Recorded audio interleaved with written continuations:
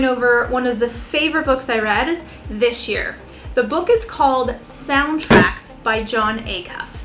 Now, the reason that I love this book is, one, he's hilarious. He's very relatable. I listened to the Audible, and I would absolutely also buy the print version of this book because he gives some great tactical advice. So you may be thinking, a book called Soundtracks, what's that all about? Has there ever been a time in your life where you had a song on repeat, right? Like just going over and over and like, I can't get that song out of my head, right? Well, noticeably that's a soundtrack, right? It's a song that plays over and over in your head. And a lot of times soundtracks are related to memories, right? You can probably remember a specific song. When you hear it, you think back to a moment in time. Well, have you ever had a thought that you played on a loop in your head? John calls that a soundtrack.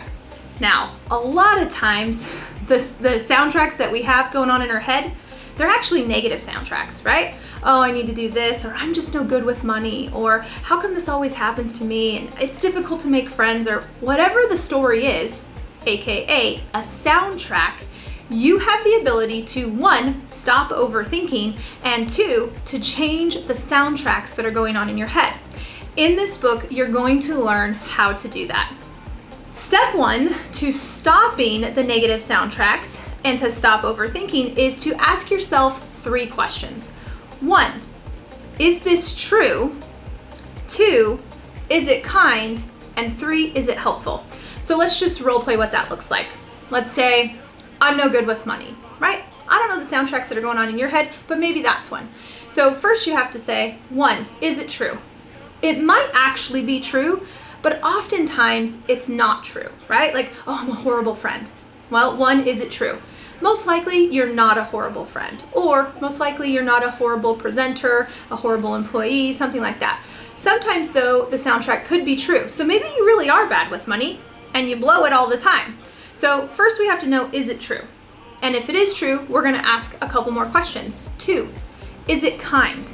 Is it kind to say to yourself all the time, I'm no good with money, I'm a horrible friend, I'm never gonna do da-da-da-da-da-da, right? And if it's not kind, then it's probably not something you should be telling yourself. In fact, John says you should ask yourself, is this something I would say to a friend? And if you wouldn't say it to a friend, then you probably shouldn't be saying it to yourself. And then the third one, is this helpful, right? Because a lot of times we say things to ourselves, especially, that are just downright not helpful.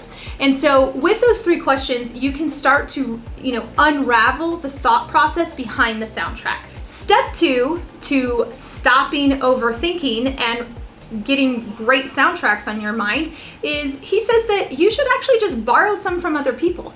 I remember going to a conference probably 7 or 8 years ago, and one of the speakers stood up and he shared his affirmation with like the 5,000 of us that were there.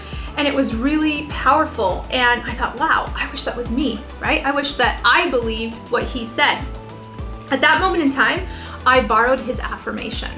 And it was along the lines of, everything I do creates this perfect end result, right? And it was, I net $1 million a year and everything I do creates this perfect end result. That wasn't a soundtrack that I was running. He was running that soundtrack, but I heard his soundtrack and I really liked it, so I stole it. He gives a couple in the book that I just want to read because they're so good.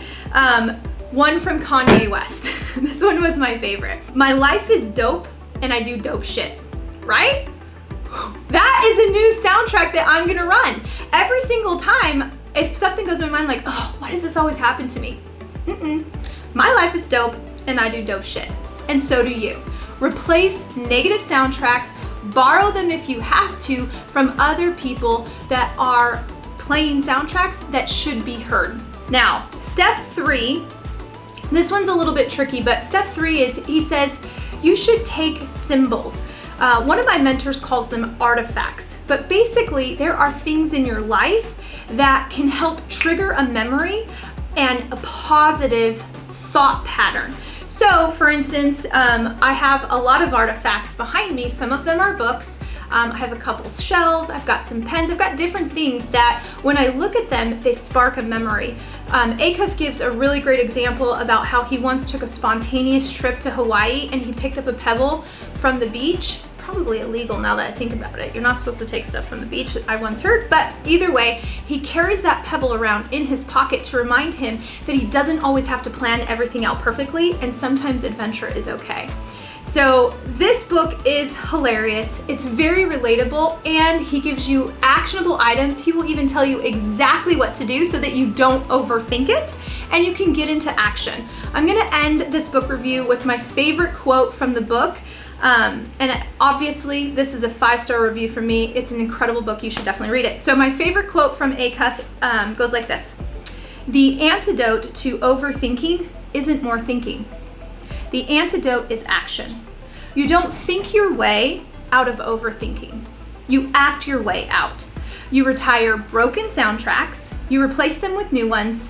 You repeat those so often they become automatic as the old ones.